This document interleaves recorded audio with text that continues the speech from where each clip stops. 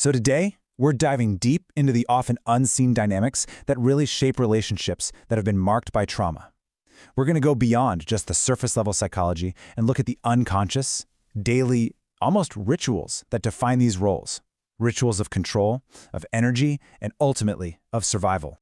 We're starting with this quote for a reason, because it just sets the tone perfectly. Let's be really clear. This is not light stuff.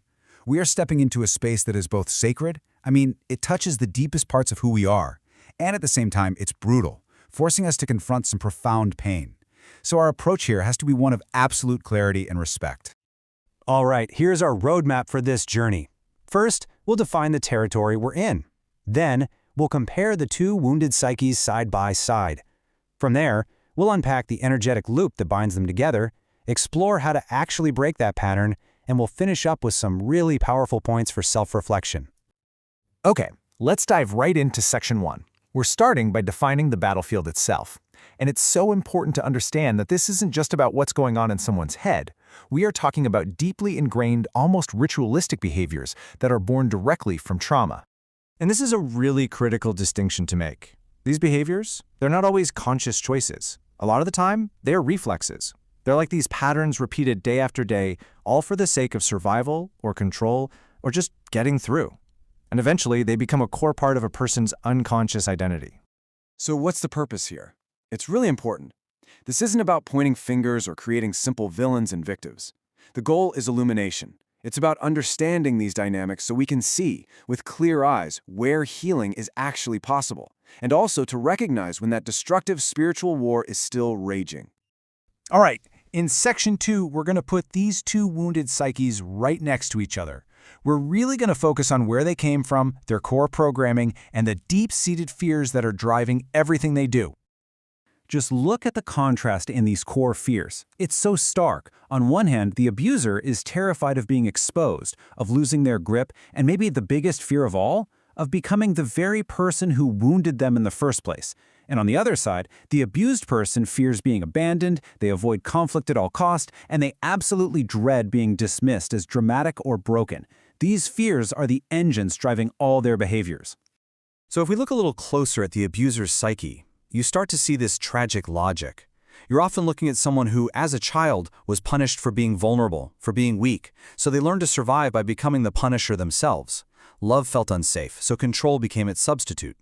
And their ego, it's incredibly fragile, protected by this fortress of aggression, because deep down they are emotionally frozen at the exact age their trauma happened. Now let's look at the abused psyche. This was often a child who felt like they were being punished just for existing, for taking up space. So what did they learn? They learned to become invisible. They started to equate peace with being silent and love with self-sacrifice. They're the ones who carry the emotional weight of every room on their back just to keep the peace, because they've been programmed to stay small and to never ever want too much. So how in the world do these two psyches get so tightly locked together? Well, Section 3 introduces the mechanism that creates this repeating destructive pattern. We're talking about the energetic trauma loop, and believe me, it is a devastatingly effective trap. The whole loop kicks off right here. The abuser just cannot tolerate their own internal pain or those feelings of being powerless. They just can't, so they have to get it out. They externalize it. They project their shame, their anger, their fear onto someone else because it's simply too much for them to hold on their own. And here's the other half of that exchange, the part that completes the circuit. The abused person, who's been programmed to keep the peace at all costs, absorbs that pain that's being thrown at them. They internalize it, often believing it's their fault, because that's become their strategy to maintain some kind of fragile stability and to earn their worth through endurance. And just like that, the cycle is complete. And this right here, this is the crucial distinction. Yes, both people are operating from a place of deep trauma. That is a shared reality, absolutely. But, and this is a huge but, there is a fundamental difference in responsibility here. One person is weaponizing their trauma, and we have to remember acknowledging shared pain never, ever erases accountability for the harm being done. Okay, so understanding the loop is one thing, but how do you actually break it? In Section 4, we're going to pivot from just analysis to action. We'll outline some concrete steps toward forging a new path, a path of healing for the person who's been abused, and a path of accountability for the abuser.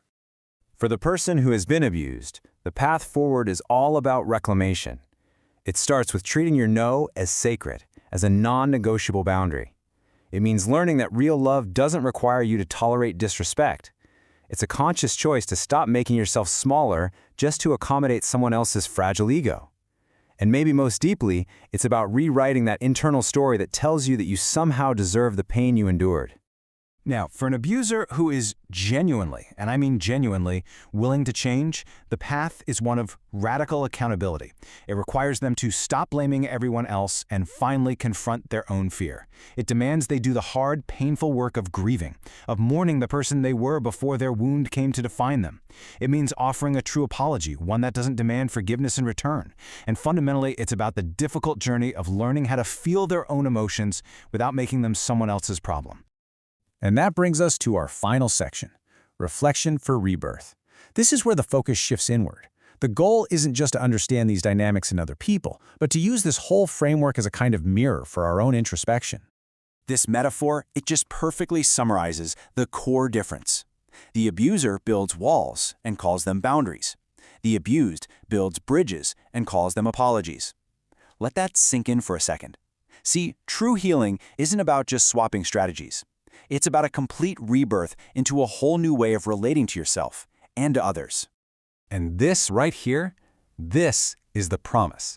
This is the potential that lies at the end of all this difficult work. Trauma can be generational, we know that, but the cycle can be broken. You can be the one who chooses to wake up to something other than fear. So, with that promise in mind, let's do a little reflection. Let's just take a moment with this first question. Really think about the quiet, automatic things, that inner critic, the instinct to apologize for everything. What are the silent habits you've internalized from living in spaces of control? Now consider this specific trigger, that feeling of being a nuisance. When that feeling comes up for you, what is your reflex? What's your go-to move? Do you shrink? Do you over-explain yourself? Just noticing that pattern, that's where the change really begins. Think about this idea of keeping the peace. Where in your life are you swallowing your true feelings, whether it's joy, sadness, or anger, just to avoid rocking the boat? And maybe more importantly, what is the hidden cost of that silence to your own soul? And now, a question from the other side. And this requires some real honesty, some real guts. If you recognize moments where you yourself have acted in controlling or dismissive ways, can you look beneath that behavior? What hidden fear might be hiding there? Is it a fear of being exposed? A fear of not being enough? And we'll end on this one. I want you to just sit with this question for a moment. If you can, just imagine a reality in your home, in your relationships, in your community, where your needs are not seen as problems to be managed, and your emotions are not burdens to be hidden, but are simply welcomed as truths. What would that feel like? That feeling, that is the direction healing points you toward.